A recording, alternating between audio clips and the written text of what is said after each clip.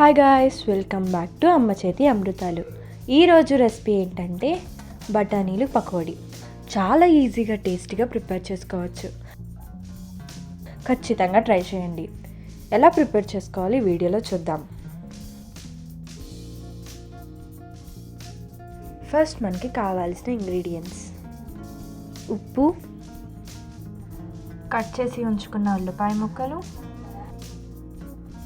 బియ్యం పిండి, శనగపిండి, అల్లం వెల్లుల్లి పేస్ట్, కొత్తిమీర, కారం, ఉడకబెట్టి ఉంచుకున్న బఠానీలు. ఒక బౌల్లోకి శనగపిండి అనేది తీసుకోండి.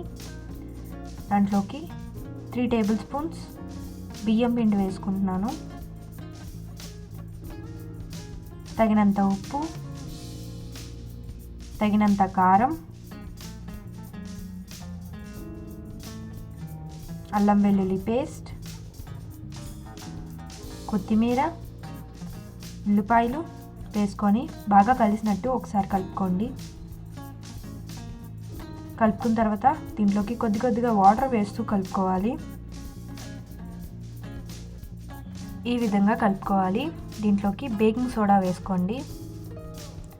వేసుకొని ఒకసారి బాగా కలుపుకోండి.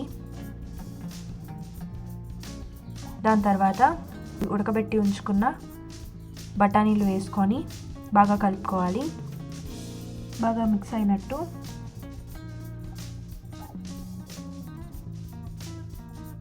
కలుపుకున్న తర్వాత స్టవ్ వెలిగించి ఒక బౌల్ పెట్టి దాంట్లో ఆయిల్ వేసుకోండి. ఆయిల్ హీట్ ఎక్కిన తర్వాత దీంట్లోకి మనం పకోడీలు అనేవి వేసుకోవాలి. బఠానీలతో గోల్డెన్ షేడ్ వచ్చే వరకు అండ్ ఈ బబుల్స్ పోయే వరకు ఫ్రై చేసుకోవాలి.